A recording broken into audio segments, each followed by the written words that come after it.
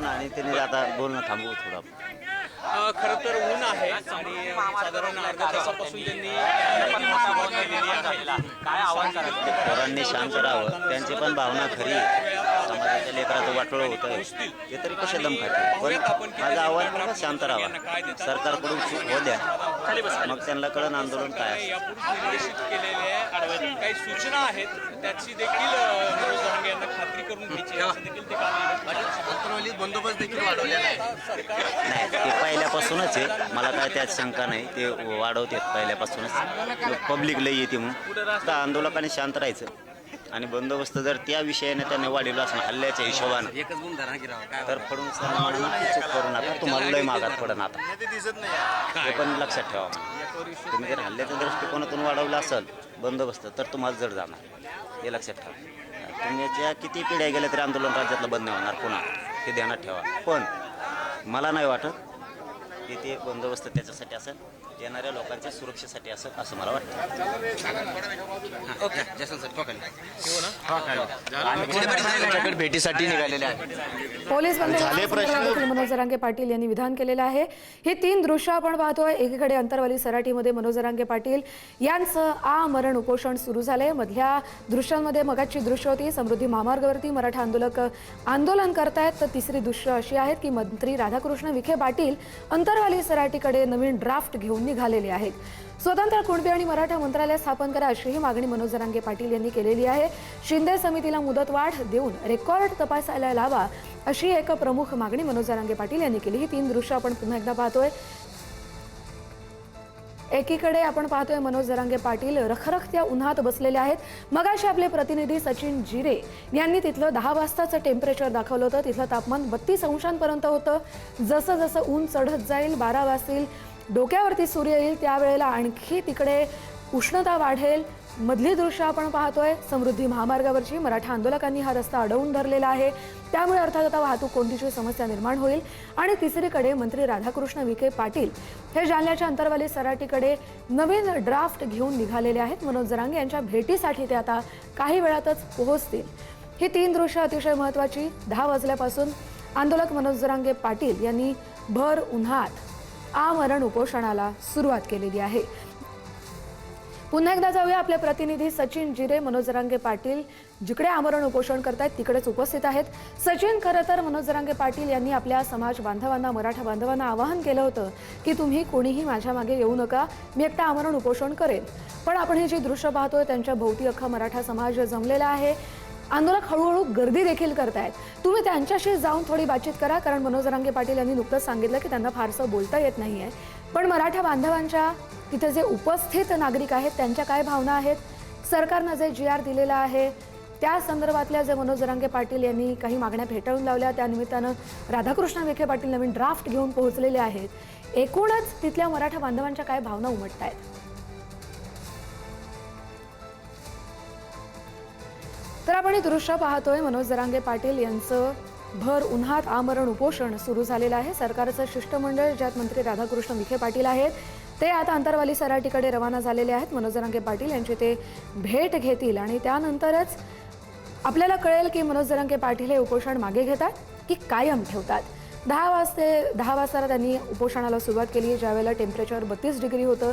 हळूहळू जसं सूर्य डोकावर येईल आणखी तीव्र उष्णता वाढेल. त्यामुळे पाण्याचा एक थेंब न घेता, अन्नाचा एक कण न खाता आमरण उपोषण आता मनोज जरांगे पाटील यांनी सुरू केलं. काही वेळापूर्वी गावकऱ्यांनी त्यांचं औक्षण केलं. यावेळी औक्षणातल्या तांबड्यातला त्यांनी प्रसादही खाण्यास नकार दिला, कारण त्यांनी आमरण उपोषणाला सुरुवात केली आहे. खरं तर जरांगे पाटील यांच्या ज्या मागण्या आहेत त्यात सातारा आणि हैदराबाद गॅझेट याचा वारंवार उल्लेख होताना आपण पाहिलेला आहे. तर हे हैदराबाद गॅझेटियर नेमकं काय आहे ते मी तुम्हाला थोडक्यात सांगते. 1909 मध्ये जे मराठवाड्यातील जनगणना झाली होती त्याची प्रत 1901 साली प्रकाशित झाली आणि या प्रतमध्ये मराठवाड्यात 36% मराठा कुणबी होते असं नमूद केलेलं आहे. आणि एकूणच उत्तराखंड राज्यातले लाल बहादूर शास्त्री प्रशासन अकादमीमध्ये ही प्रत उपलब्ध असल्याचं म्हटलं जात आहे. या प्रतीत जिल्हानिहाय कुणबी मराठा लोकसंख्या नमूद केलेली आहे. हे आहे हैदराबाद गॅझेटियर मधल्या मुख्य गोष्टी. सातारा गॅझेटमध्ये काय आहे तर सातारा गॅझेट हा सातारा जिल्ह्याशी संबंधित एक अधिकृत दस्तावेज आहे, ज्यात सरकारी अधिसूचना असतात, नियम आहेत, आदेश आहेत किंवा त्याची माहिती त्यात प्रकाशित करण्यात आली आहे. सातारा जिल्ह्यातले जमीन व्यवहार असतील, शासकीय योजना असेल, निवडणूक अधिसूचना असेल किंवा इतर कायदेशीर बाबी असतील, या सगळ्या गोष्टी या सातारा गॅझेटमध्ये त्याची माहिती आहे. या गॅझेट हे शासनाचं अधिकृत राजपत्र असतं आणि हे गॅझेट स्थानिक स्तरावर जिल्ह्याच्या प्रशासकीय आणि कायदेशीर कामकाजासाठी खास करून वापरलं जातं असंही कळतंय. तर आता मराठा आरक्षणासाठी या गॅझेटचा काय संबंध हा देखील प्रश्न तुमच्या मनात आला असेल, कारण मनोज जरांगे पाटील यांनी ज्या प्रमुख 10 मागण्या केलेल्या आहेत त्यात या गॅझेटचा पण ते जातच नाही येत. उल्लेख आहे. ओके अजूनही सरकारी चर्चेसाठी यावं अशी माझा लाईव्ह आहे बाबा, मला करू द्या.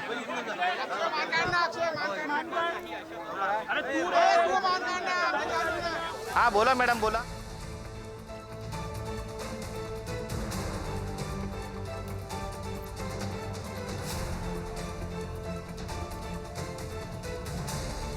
तर मनोज जरांगे पाटील यांचं आमरण उपोषण सुरू झालेलं आहे. मराठा आरक्षणासाठी आता सातारा गॅझेटचा काय संबंध आहे किंवा त्याचं काय रिलेशन आहे ते मी तुम्हाला थोडक्यात सांगते.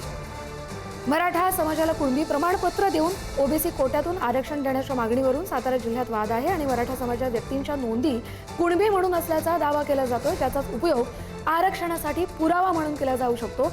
हाच एक प्रमुख मुद्दा उचलत मनोज जरांगे पाटील उपोषणाला बसले आहेत.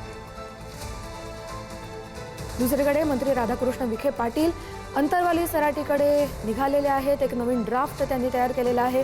त्यांनी अशीही आशा व्यक्त केली आहे की हा जो नवीन ड्राफ्ट आहे तो पाहून तो वाचून जरांगे कदाचित समाधानी होतील. ते पोहोचतील त्यानंतर काय घडतं ते देखील तुमच्यापर्यंत पोहोचवू.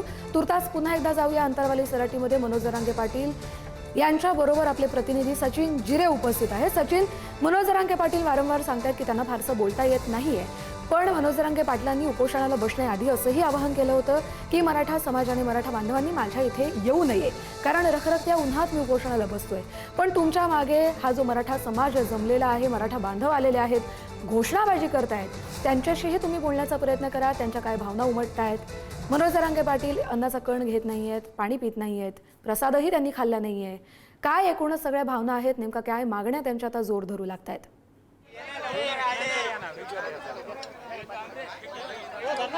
मी मराठा बांधवांशी तर चर्चा करणारच आहे, मात्र तत्पूर्वी दाखवतो मी ज्या ठिकाणी उभा आहे हा एक मोकळा रान आहे, शेती आहे आणि या शेतीमध्ये ते बसलेले आहेत रखरखत्या उन्हामध्ये. सध्याचं जर तापमान दाखवायचं झालं तर या ठिकाणी 32 अंश सेल्सिअस एवढा तापमान सध्या या ठिकाणी आहे आणि मोबाईल देखील हीट होतं, एवढं मोठं तापमान या ठिकाणी आपल्याला पाहायला मिळतोय.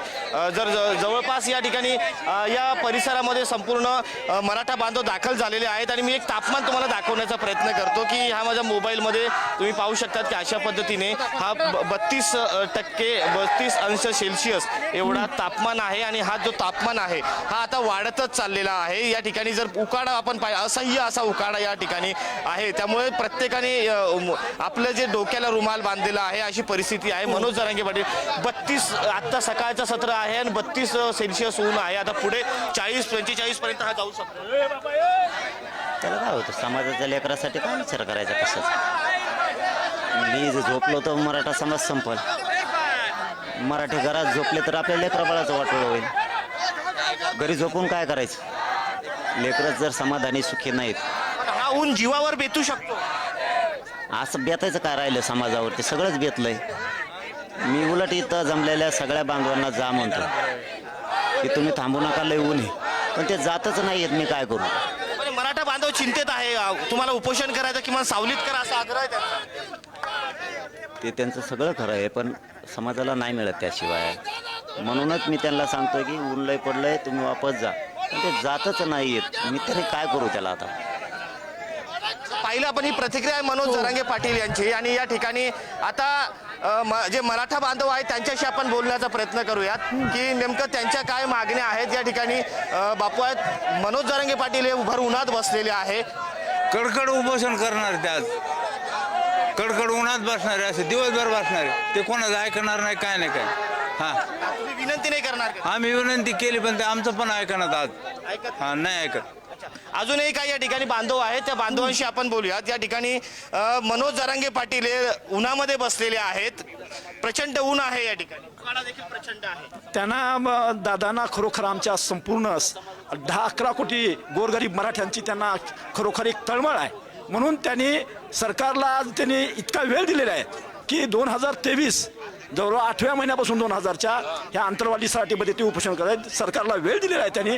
परंतु आज एक निर्णायक म्हणजे एक लढा आहे की भर उन्हामध्ये वाळू घेणं ऊन आहे. इथे अनेक जण मराठवाड्यामध्ये उष्माघाताने बळी गेलेले ना, अशा परिस्थितीमध्ये एवढ्या ऊनमध्ये जीवावर बेतण्याची स्थिती आहे. खरं तर सहकारी म्हणून आज आम्ही अत्यंत चिंतेत आहोत. हे ऊन काही साधं नाही. आपण पाहतात आता सकाळचे मला असं वाटतं की 10 वाजलेत आणि 10 वाजता देखील दुपारच्या 12च्या नंतर 1च्या नंतरचं ऊन त्या ठिकाणी दिसतंय.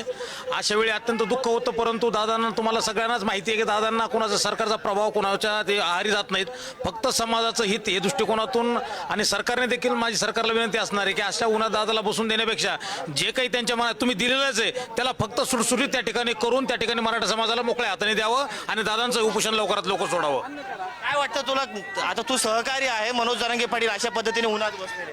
ही प्रचंड वेदना देणारा विषय आहे. प्रचंड ऊन आहे. वैज्ञानिक पण म्हणतात या उन्हामध्ये बाहेर सुद्धा निघू नका. आणि इतक्या उन्हामध्ये दादा उपोषणाला बसले. खूप त्रास होत आहे. तरी सरकारने लवकरात लवकर मागण्या मान्य कराव्या.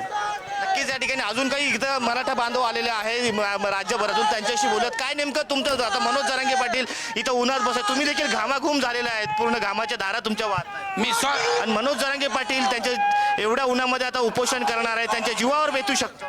मी सोलापूर जिल्ह्यातील माळशिरस तालुक्यातील खंडाळी गावचा आहे, अपंग आहे. मी मनोजदादा जरांगे पाटील यांचा कट्टर समर्थक आहे. सरकारनं अनेक वेळा आश्वासन दिली पाटलांना, पण ती पाळली नाही. ती सरकारचं कर्तव्य जे होतं ते केलं नाही. पण मनोजदादा जरांगे पाटील यांना उन्हामध्ये आमरण उपोषण करायची वेळ आलेली आहे. याची किंमत सरकारला मोजावी लागणार. सरकारचं खाली मुंडे वर पाय केल्याशिवाय सोडणार नाही मराठा समाज. बरोबर, तुम्ही काही म्हणत होता? काय नाही, मराठा समाजाच्या ज्या मागण्या आहेत प्रलंबित त्या लवकर पूर्ण कराव्यात. मराठा समाजाला न्याय द्यायचा नसेल तर सरकारनं स्पष्ट सांगावं. आता पण 400-500 बांधवांनी बलिदान दिलेलं आहे. जर सरकारला लेखी पाहिजे नसलं अजून बलिदान, तर आम्हाला एकदाच सांगावं सरकारनं मराठा समाजाचे एवढे बळी पाहिजे तेवढे बळी आम्ही देतो, परंतु मराठा समाजाच्या आरक्षणाचा प्रश्न मिटवावा.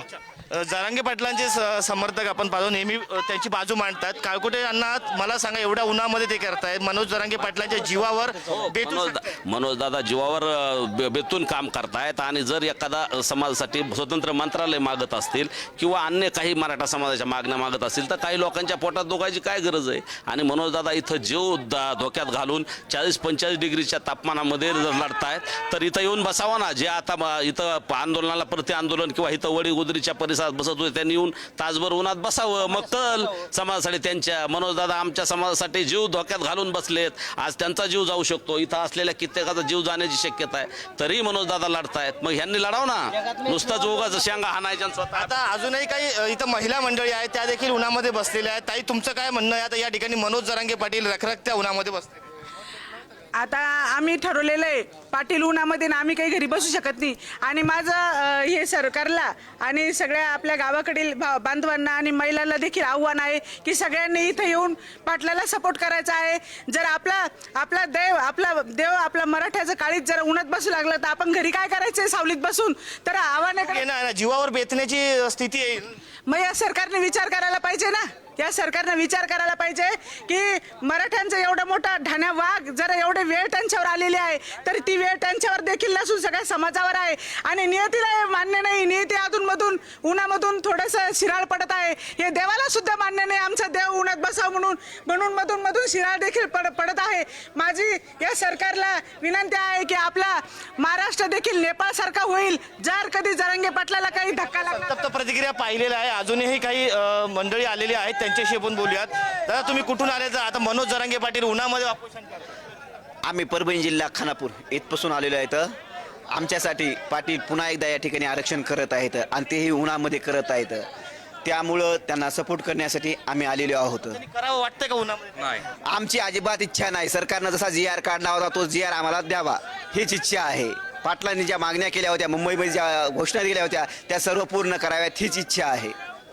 आपण पाहिलेत ही सर्व मराठा बांधव आहेत. हे सर्व मराठा बांधव या ठिकाणी आलेले आहेत. अनेकांनी चिंता व्यक्त केलेली आहे. मात्र या ठिकाणी मनोज जरांगे पाटील आपल्या भूमिकेवरती ठाम आहे. मनोज जरांगे पाटील यांनी आता अशा पद्धतीने उन्हामध्ये उपोषण करू नये अशी मागणी आता मराठा समाज या ठिकाणी करताना आपल्याला दिसत आहे. कॅमेरा पर्सन अमोल वाघुलेसह मी सचिन जिरे, पुढारी न्यूज, आंतरवाली, जालना.